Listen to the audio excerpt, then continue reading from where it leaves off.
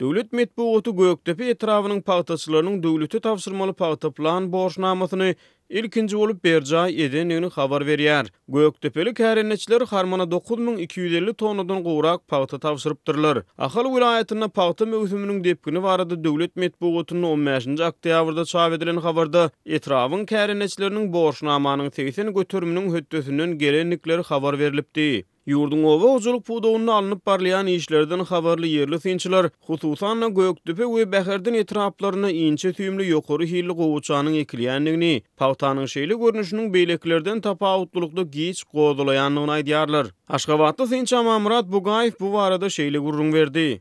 Neler planlarında olan bolsa kutlu olsun, harmanlarına bereket, Göktepe'nin, Bäherdenin, Segenin, millen olur bu planı dolmağa, bu mümkünçülüğü yok diyenlerin adamların zehmetinin üstüne atanak çekmek netim yok. Tersine şu yerde partanın kımmat sortu, ince filmli partakı diye.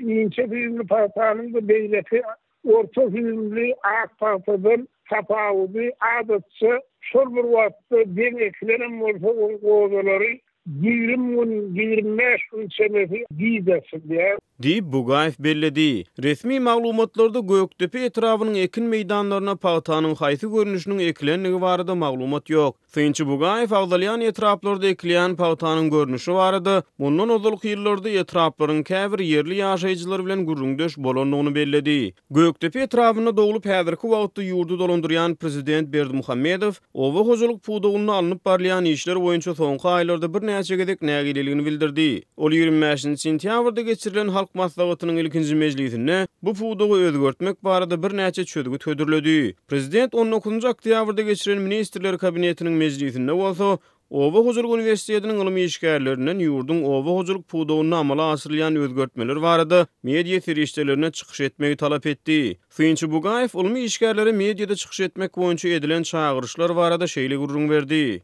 O Hojuluk Üniversitetinden edilen talap dogry ýokary hujaýlary öz Ilmlar Akademiýasynyň filialy ýaly bir zat bolmaly. Olar bilen ilmi işgärler goýatmaly, ýurtda bilmeýän ýagdaýda. Dip Bugaýew belledi. Türkmenistanyň paýta meýdanlaryny mejburi zähmetiň ulanylmagyny halkara hukuk toparlary tanqid edýärler. Garaşsyz çeşmelerde şol sanly Azatlyk radiosyny bu ýylky paýta mewsümine büdjet işgärleriniň paýta meýdanlaryny mejburi çekilýänligi barada ýergiderli habar berildi. Türkmenistanyň bu ýyl resmi maglumata görä 545 000 hektar ýere gowu çekildi we 1.050.000 tonna paýta hasylyny almak planlaşdyrylýar. Döwlet teýçiligine maglumat serişdelerine paýta mewsümine mejburi zähmetiň ulanylmagy barada ýagşydan ýamandan kelam agyz gurrun edilmeýär. 1-nji oktýabr güni halkara hukuk goraýjy guramalar prezidentiň saparyna gabatlap, Birleşen Milletler Guramasynyň New Yorkdaky baş binasynyň öňünde Türkmenistanyň paýta meýdanlaryna dowam edýän mejburi zähmete protest bildirmek maksady bilen nägililik çäresini geçirdi.